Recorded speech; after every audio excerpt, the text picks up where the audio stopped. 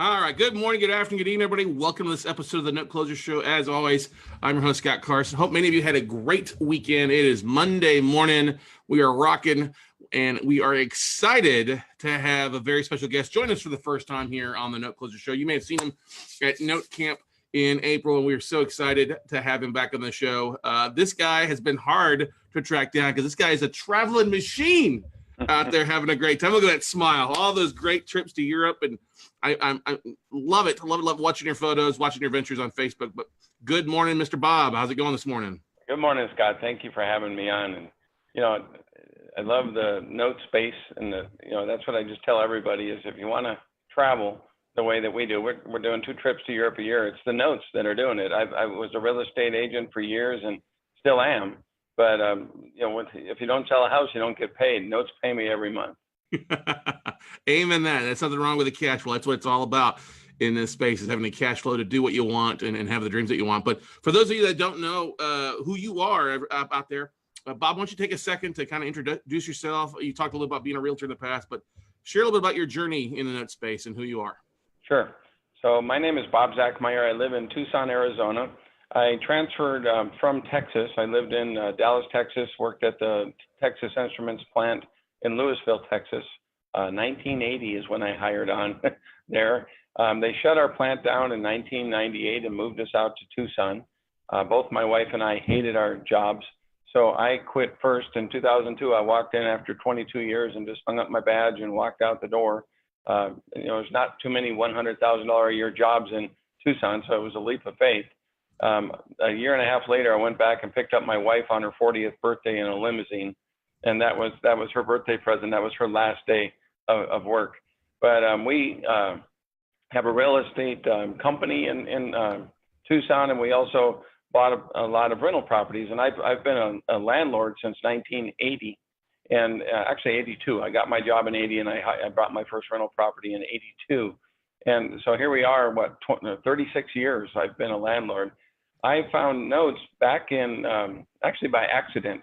I had a mobile home park that I couldn't sell, and I had it sold 5 times, and every time the financing would fall out. And we had purchased it on a note on a seller carry, so we just decided the only way we're going to ever sell this is to carry it. So we went in and took out. We had actually renovated the park and had some debt against it, so we went and took out loans against our 401ks at Raytheon. There were 3 different couples that owned the park. And we carried the paper for the new buyer. We sold it to a surgeon, put $165,000 down on a 515 purchase. And that's when I learned about how easy it is to sell notes, because I started getting postcards every week from people wanting to buy that note from me. What's interesting, I couldn't sell that property to save my soul, but everybody wanted to get my paper. So there's a lesson learned there. If you ever can't sell a property, turn it into paper and you'll have a line out the door. That is the truth. That's always a great story, how people go from one side of the note to the other side. I always make the joke that everybody, even if you're not a note investor, you're in the note space. You're just on the wrong side of the payment stream, right? Right. And then, in our real estate business, the market melted down, especially in Arizona. We lost about half of the equity of all the homes on average. Some neighborhoods went down by as much as 60%. None of our past clients were able to sell because they didn't have any equity. And I was the biggest REO broker in the state of Arizona. I was carrying at any given time 300 properties. I had 640 closings a year. It was just crazy. June of 2011, we sold 62 homes in 30 days. Just wow. A machine. That's like a career for most people. And then in 2012, it just evaporated. Within 6 months, I went from 300 to 30 listed properties. And by that time, the banks had lowered their commission and the prices had fallen to just the bottom of 20-year low, and you couldn't make any money doing REO anymore. And that's where I remembered the note space. And here's all these people, the economy, and at the end of 2012 was getting better, and all these people, self-employed individuals especially, wanted to get into the market, but the banks wouldn't let them in. They didn't have W-2 income. There were people that lost homes and had short sales, and that's where I started actually funding the notes on purchases with retired clients of mine. My own mom. I mean, my mom's 84 years old, and she'll be in Tucson for my conference again this year. She comes every year, and so she had actually, when my father passed away, she'd put all her money into banks, and back then the FDIC limit was $100,000, and so she had her money spread around between a bunch of these accounts, and they were paying her 4%. Well, in 2007, the banks lowered the rate from 4% to 0.2%.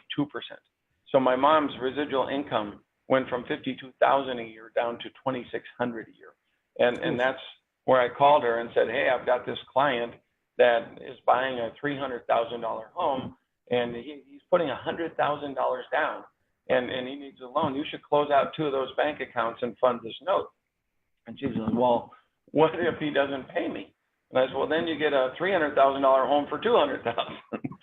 So she did it, and the first check came, and she called me and told me she thought they'd made a mistake, because instead of getting the $32 she was getting on those 2 accounts from the bank, she got $1,330, and she gets that every month. And I mean, that just, so she calls me and said, do you think you might have any more of those notes that I could find? So my mom has been one of my biggest note investors for almost 10 years. That's a great way to take care of mama, right? Yeah. And still, Scott, to this day, last month in the entire United States, of all the loans that were applied for, this is LMA.com data. They publish a report called the Origination Insight Report every month. And as of August, the banks turned down 29% of all the people that applied for a loan in this country. And you wouldn't believe it, the actual average score for a conventional loan of all the loans funded in August was 755. Do you think they're cherry picking borrowers? Or oh yeah, by all means, that's a prime that's paper. Average. I mean, that's an extremely high score. That's the average, and over 15% are over 800. I mean, it's just crazy. So there's a tremendous opportunity out there for people. Just as I put paper on a property in order to get it sold, I educate all of my clients about that. Anybody that I meet, I walk into them and say, do you want a fast sale or a slow sale? And they say, well, fast. And do you want a hard negotiation or easy negotiation? They go, well, easy. And I say, okay, now, do you want more money or less money? And they say, more. And I say, okay, what you have just described is a note transaction. If you finance the buyer, we can have you out of this house in 2 weeks. And basically, it'll be a faster sale, an easier sale. You'll net more money. And unlike other sales, you will continue to get paid for the next 30 years. And how many other homes have you sold where the buyer just kept sending you checks every month? So pretty good deal. Right. So that's kind of what you're doing, is going out there and finding buyers that are looking to sell, and then getting them to carry the paper, and then going out and arbitraging that, or finding the buyers that are looking for that aspect, correct? Yeah, the buyers are easy. Like I say, almost 1 out of 3 is being turned down. The sellers, almost every seller is going to object. I mean, I have a loan I have to pay off. I need the money for a new down payment. I want to buy a new car, all the reasons. And it's just very, very simple. I have an objection killer that is just, what if I found someone else to finance it for you? That's it. And it just kills every objection they just had. So then that's where the seller actually finances the note. It's their home. They carry the paper and they sell it right on the closing statement, and they walk out of closing with the check they wanted anyway. They got an easier sale. The buyers that we find basically don't ask the sellers for any closing costs or for any repairs. Most of them are in the trades. They're contractors that own a sheetrock business or a plumbing business. And so basically that's the buyer, and they're not going to ask for repairs. They can fix it themselves cheaper than you could. And, like I say, most of these we close in 2 weeks. It's just an easy sale. And, for real estate agents right now, it's a pretty tough market, just because there's so little inventory. And a good house comes up at a good price, it's going to get multiple offers. And you can end up writing offer after offer after offer and keep losing. With note buyers, these people can't get financing anywhere else, and they're predisposed to pay a higher price. Well, first of all, when you have buyers that will pay a higher, can you? I don't mean to interrupt you. Can you move the microphone a little bit closer to your? Sure. Because it's coming in and out a little bit there. Okay, sorry about that. Is that better? Oh yeah, that's better. That's much better. Yes, sir. I'll put my headset on. There we go. Okay, can you hear me now? Yes, sir. Awesome. So when basically these buyers are predisposed to pay a higher price. When you have buyers that will pay a higher price, you can get all of the sellers. And whether you're a real estate agent or not, most of these deals we don't actually list on the MLS because our retirees wouldn't know the buyer that another agent has. So basically, I find the retirees to help my sellers, not other people's sellers. So whether you're a real estate agent or not, it doesn't matter. Basically, on any note deal that I take a percentage of the note or a position in the property, I don't charge a commission. I can't because I have a conflict of interest at that point. So I basically just tell the seller, if I can't find an investor to buy your home at this price, and by the way, we pay 90 cents on the dollar, which is more than they would net if they sold it on the MLS. And if I can't find an investor to pay 90 cents on the dollar, I'll buy it myself. And you pick the day. Now, how many other real estate agents, one, came to your house with a contract to sign and have it under, do you want to list it or sell it? And then two, how many said, what day on the calendar do you want to pick to move? I mean, nobody offers that. And that is just the easy button when it comes to selling homes. And again, you don't need to be a real estate agent. If you're going to represent yourself in a note, you wouldn't charge a commission anyway. So this is just an awesome way to find inventory. I see a lot of people, going online, and you know all the daisy chains that are out there and all the junk that multiple people are trying to sell, and you can find the same property from 5 different people, and price ranges sometimes $10,000 to $20,000 different, and you don't know who really actually owns the paper. Well, I actually ran across some deals like that, and when I first entered the space, I bought some distressed notes myself, and I honestly like better just meeting the buyers, meeting the sellers, having a collateral I can drive by in my local market. So that's been my niche, is just teaching people how to get note inventory in their local market. And the biggest change to your thought process is we have all been trained that when someone needs a loan, you send them to a bank. And every loan except a cash transaction, every loan needs financing. Cash transactions don't, but basically you can finance them yourself. And sometimes people, even though they could get a cheaper interest rate at the bank, they just don't want to go through the hassle. And it's just easier to buy from somebody local that you can close in 2 weeks without all the headaches. Right. Now, are you doing this all across the country, Bob, or are you doing it in just specific markets? I personally have notes in 7 states. The criteria that I have for investing out of state, and I do the same thing for the people that invest with me, is one, I need someone that lives in that market with boots on the ground. That's the only way I'm going to invest in another market. Is there somebody I know and trust that has not only looked at the property, they're invested with me in the property, oftentimes behind me in position. So I do the same thing for people here. I have a lot of out-of-state people that fund first position notes, and I step in harm's way, take the second position note behind them. And that way, if something went south, I would easily have the ability to foreclose and resell that property to another person, and they won it. So, I mean, that's a very, very sound investment strategy. Most of the retired people that invest with me are at about a 75% LTV, and the buyer has a usually 10 to 15% down payment, and I usually take the second position note behind the retiree. Smart thinking there. It's a great way to creatively leverage the risk on that aspect of things for a variety of ways. I love that first and second aspect. It keeps you involved on it.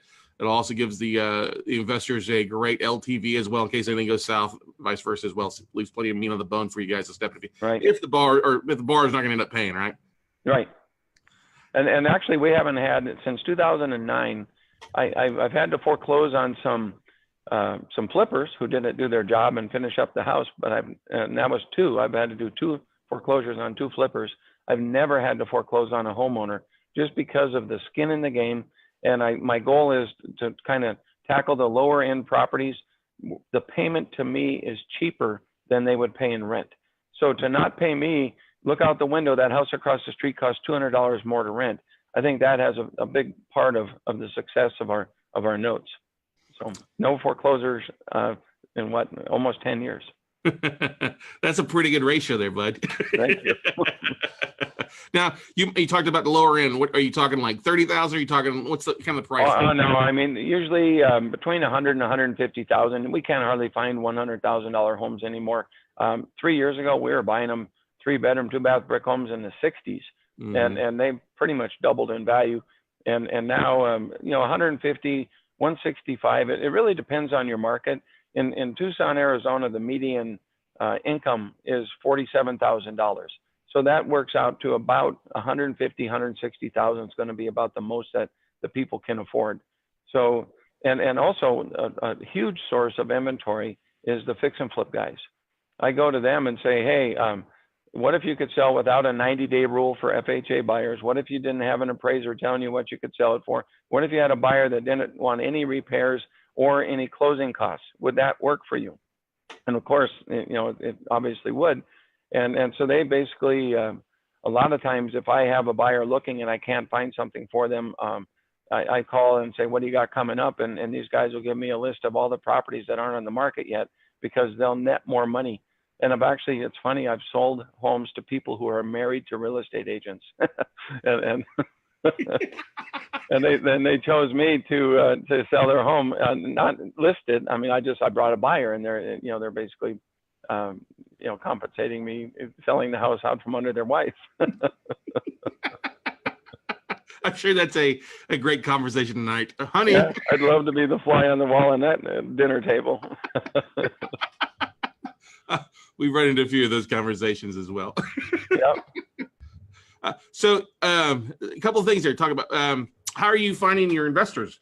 What's the best way that you're using to find those people that they're looking to put their IRAs to work? That's a very good question. And a lot of people try to sell money. They try to push, and you should do this. This is a really good deal. And money comes with trust.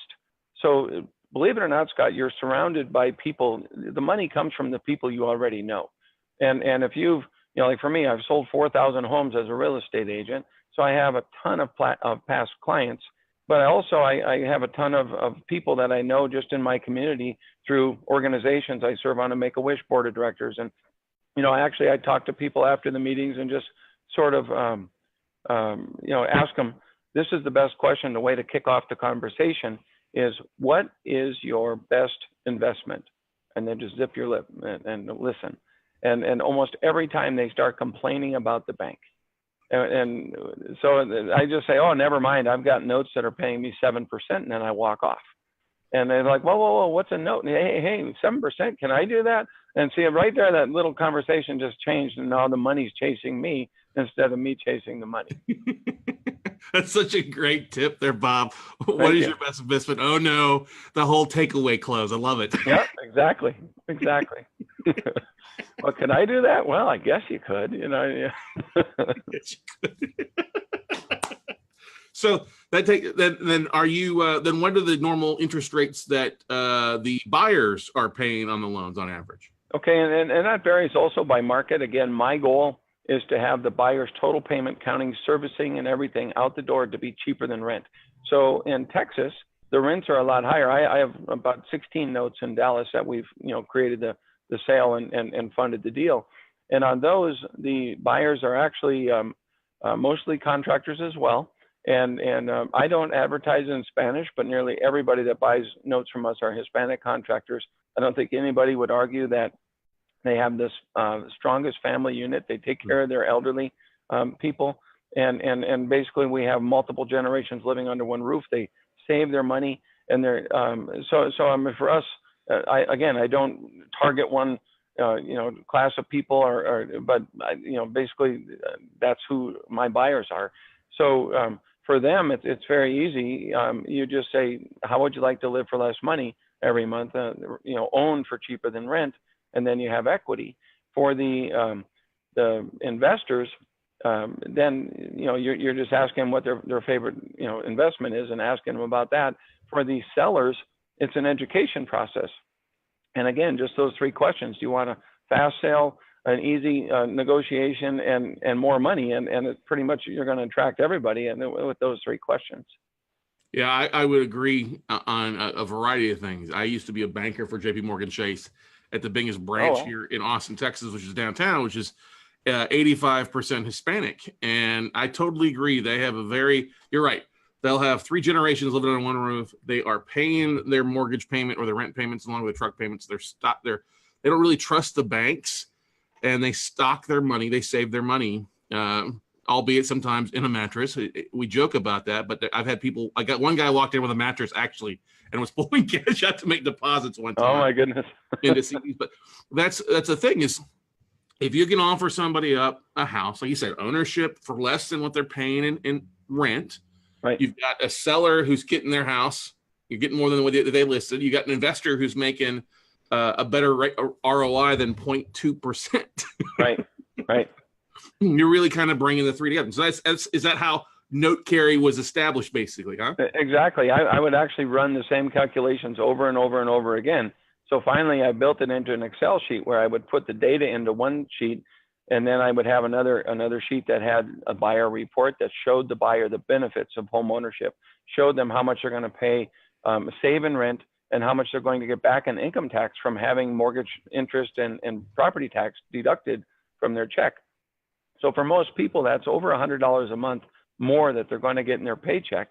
And then if I can make their rent $100 more or less than what they're currently paying, that puts $200 a month real-time money next month in their checkbook. And then the long-term benefits, of course, are the paying down the principal each month and then market appreciation. And just saying, hey, when this home goes up in value, who gets the money, you or your landlord? And they go, oh, the landlord. And it's like, well, how would you like to get the money instead of them? And so you're kind of educating them about that process. I have another sheet for the seller. Hey, your home's worth 100, but I have this buyer that wants to pay 110 or 115. And would that be okay? And it's like, well, yeah. So and then it shows there, and then it's just Bob, I can't carry. So you just toggle one little switch and says sell it or hold the note, and then it says, look, what if you would still net more money than a full price MLS sale by discounting the note and selling it right at the closing table. And then for the retired people, I actually compare them to Wells Fargo. And I say, if you went to Wells Fargo, they would pay you 0.2%. 7%, numbers don't really do this justice. Let's talk about the grocery store. Just think of it like this. Every one sack of groceries you get right now, you would walk away with 35 bags of groceries with my investment rather than the bank's investment. So and think about that, 35x. What would you do? You got to get a bigger car to haul all those groceries around. I love it. I absolutely love it. Let's go buy some groceries. Everybody buys groceries, right? But you say, look, they're paying you 0.2%. It takes 5 years to make 1%. It would take 35 years to make 7%. You can make 7% every year. And the grocery store is one thing. Guess what? Did you take a vacation last year? You could have had 35 vacations for the same amount of money. It's just crazy when you start looking at it. That's very, very powerful, Bob. I love that. I love the analogy, man. Let's go buy some groceries. let's go. When I was a banker, the things I used to have on my desk is or I'd pull out was a can of beans and a can of A1 steak sauce. And I used to say, hey, do you want to eat beans in retirement or do you want to eat steak in retirement? There you go. That's funny. Yeah, it's visual. I mean, you relate to people, something that everybody eats, right? Everybody buys groceries, and that's something that just brings it home for them. And just think about the winners in this equation, though. You got a buyer that got a home that no one else would let them have. You have a seller that got a faster sale for more money with the least amount of hassle on their timeline. That's the biggest thing. Right now, there's such a short supply. People come in, they think a fast closing is a good thing. These sellers are freaking out. It's like, I got 4 weeks to get the heck out of here, and I haven't even started looking yet. Well, with my plan, I mean, you can close 4 months from now if you want to. It doesn't matter. You just tell me the day that you want to close. And now the retirees are getting a standard of living that's 35 times greater. And the neighborhoods love me because I'm driving the values in the neighborhoods higher. I get calls from appraisers almost every day. Why did that home sell for more money? It's like, it was a really nice house. And it was. But, So basically, you think, and this is something I've got more business than I can really handle, but if I needed more, do you think it would be a wise idea to send postcards out to all the sellers in the area or all the homes in the area, congratulating them on the new high price I just got for them? I love that too. So What a the lot of hell? people, they're short on inventory. There's shortage of note inventory, and Eddie Speed went around training everybody, 100 people a weekend on notes, and back in 2012, 2013, the space that was just the kind of the best kept secret just got exploded with people, and now there's no inventory, and there's people that are selling all the throwbacks, all the stripped off notes that they got out of the pool that weren't very, very good, and unfortunately that's a lot of what's for sale out there right now. I will argue with you on that a little bit. Okay. Because I think on LinkedIn anyway, put it that way. Well, I agree to that. There are a Yeah. lot of joker brokers out there, and there have always been joker brokers, especially in the last 10 years of doing stuff. I would agree to that. But there's a lot of distress that we're still seeing. I agree, there is some of that stuff that's out there. That's the ugly stuff, the bottom of the barrel stuff. But we're still seeing stuff direct from banks on a regular basis. And it's all about. If you buy from a bank and it's not a throwback, like you say, the broker jokers or whatever, the note people that buying them and trying to daisy chain. I mean, sometimes you got this guy tells his bunch of people about it, and they tell somebody else, and you got 3-4 people deep before you actually get to the person that has the note, and they took all the meat off the bone. There's no profit left by the time you get it. Yeah, there's usually a good way to track to determine it, because usually most of those joker brokers are asking for a letter of intent and a proof of funds before they show anything, and that's usually the first sign that it's there's a daisy chain, and there's some other things that go along with it, but there's still plenty. I mean, we're still buying stuff on a regular basis of great assets that are non-performing side. So I'll agree in partially, but I'm not gonna. I mean, I was supposed to be there at the Quest Expo, and I heard about all you guys up there bashing non-performing notes. I wasn't bashing non-performing. I played on both sides of the fence, and for me, I like the buyers in my own market in a place I understand, and there's that 1 or 2 streets can make a tremendous difference in valuation, and these automatic valuation calculators that everybody relies so heavily on, they don't have a clue about that difference, and so I just personally like to know the market, and I love investing in my hometown and helping the people here, especially the people that we're funding are self-employed business owners. They're the hardest working people in this country. Amen. Those are who the banks won't give a loan to. Yeah, I agree totally with that. It's 100% right. It's always nice when you can find something in your backyard. And I love your model. It's a great model, like you said, in specific things. And I agree, especially in some areas of the country like Memphis. Oh my God, Memphis, you got to be careful almost street by street versus block by block based on what's going on there, and how the values are dropping and stuff like that. I mean, that's what you get a lot of times with a higher concentration of renters in an area. But like you said something earlier, a few minutes ago, that I love, the fact that you're selling these versus turning these into rentals. It keeps the value high. You being the bank, you can charge a little bit more for the property. That keeps the values up versus the values dropping down. Correct. And it really increases the value all across the board, which is awesome. And Scott, if you think about this, say somebody funded 80% of a loan, that's about the highest I would recommend that a retired person go. If they funded $80,000 on a $100,000 home, then, and that's nice, easy math. You can't hardly find those price points anymore, except in the Midwest and the Deep South. But they would have 80% loan to value on the first day. In 5 years, that loan to value would be down to 60%, because if the home appreciates at 3% a year and the value of the note is declining because it's being paid down, now the loan to value is 60%. I mean, how many other investments can you think of where it could lose 40% of its value and you still have all of your money and all of your interest? I mean, there's just nothing out there. Yeah, I love that aspect of it. As that takes place, our ROIs go up, right, realistically, and that stuff, and our security goes up. It's completely opposite what most people are thinking about out there. What are some of the you talked briefly on that, but what are some of the hurdles that you've run into Any hiccups along the way, or any things besides just having the overcoming the obstacles on the front end? Well, most of the obstacle would be the seller. I mean, they haven't ever heard of being the bank. They always, they were trained to put their money in a bank, not become the bank. So I actually just finished and just published this. I don't know if you can see it. Who Needs the Bank? And this is a leave behind book that basically you introduce the topic to somebody, and then you leave them the book to read. My mom proofed the book from cover to cover in 2.5 hours, taking time to look for mistakes. And so, I mean, that was my intent when I wrote it. There are 25 chapters, but they're all between 3 and 4 pages long. And it's just a really good read. And every chapter title ends in a question mark. So it's like, what if they don't pay me? Aren't these people deadbeats? All the questions that I've been asked over the years, I basically just made a book about it to leave it behind. And then actually in the book, in several places, it says, if you're interested in notes, contact the person that gave you this book, and push it back to the person where you can invest in your own community.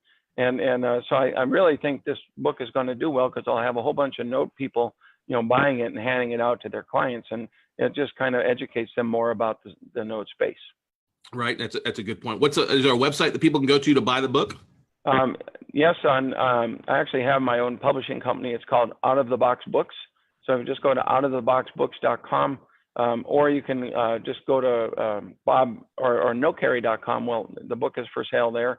And also, I have a conference coming up, and that's what we wanted to talk about today. Yeah. It's called the Note Business Builder. And that website is notebusinessbuilder.com, and the book is also for sale on that site.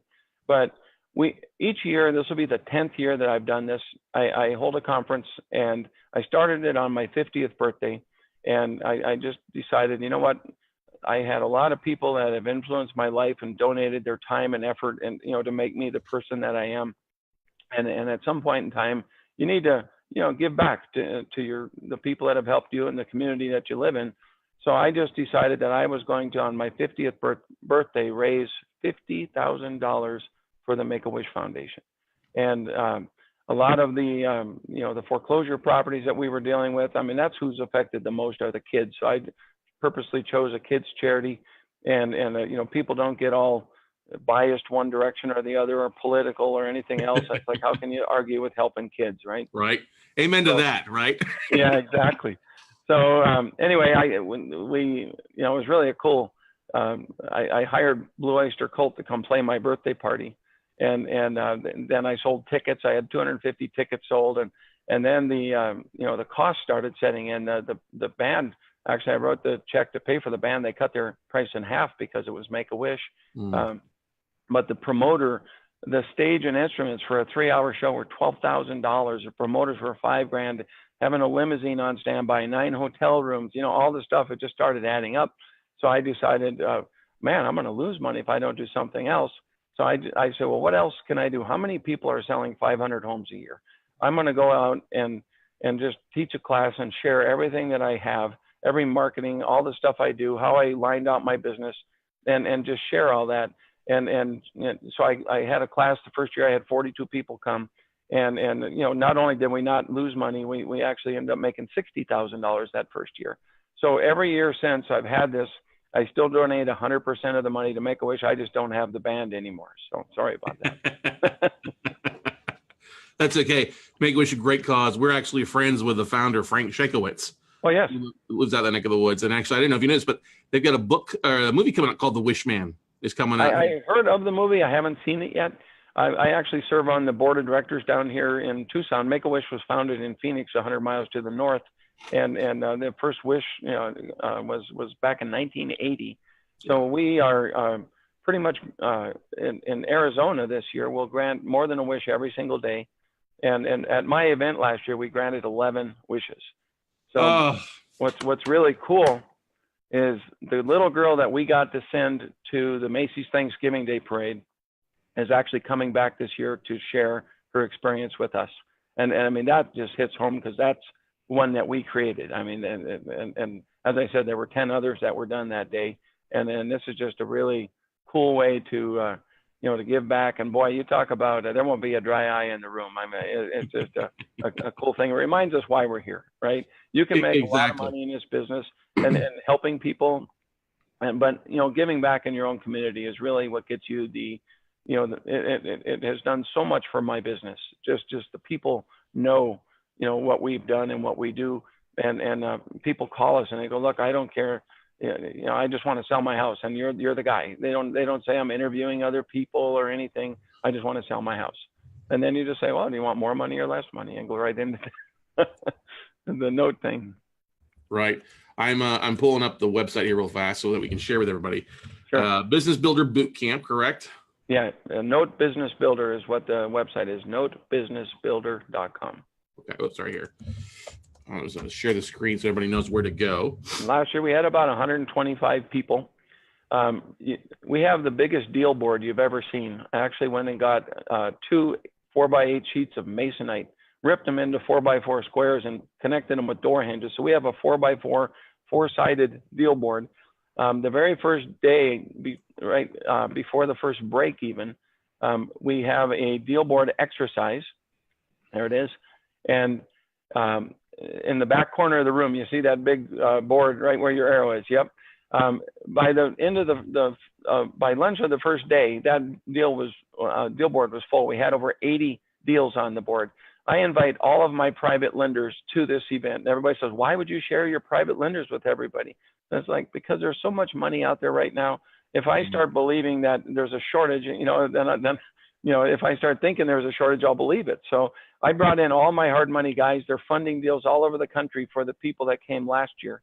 And there's a lot of money in my mentoring group. I have over half the people are investors. They're not real estate agents or deal finders. I got a lot of 70-year-old people that are looking for a better. That's the little girl Ava that we sent to the Macy's parade, and she's coming back to speak this year. But so anyway, the deal board. Walter Wolford is coming in from Jackson, Mississippi, and each year I try to ask them specifically, let's talk about one thing and let's have it be an exercise, not a speech. So basically, Walter Wolford is bringing documentation for people to do an option inside their IRA. So that's what he's going to talk about this year. Quincy Long is coming, and he's come every year for 4 or 5 years. And Quincy this year is going to talk about how to wholesale in your Roth IRA. So that's another thing that people don't have a clue. How can I do that? How can I sell a contract that, get it under contract and sell it with my IRA? How do I do that? And so he's going to talk about that. Kevin Straub, my friend in Indianapolis, he does a bunch of small little houses. I mean, he bought 40 houses last year for $140,000 total. 40. I know. We talked 42. About that. It was a great. He's a great guy up that neck of the woods. Yep. So he's coming in just to talk about how to do these small balance deals. And Kevin also, I mean, he has a ministry where he actually donates houses to a charity, and they take people in off the street and they give them a nice place to live. Shelters usually put 5 or 6 people in a room, and people just don't have any dignity. And so Kevin has a plan to put these people in line and then set them up and get them on the path of home ownership and getting back on their feet. So everybody that I know gives back, and that's, I think, the formula for success is just being able to help people help themselves. And everybody goes through a time when they're down, and that's what's so great about this is we can help people that need the help. We can make a lot of money. We can help the charities. We can help our communities.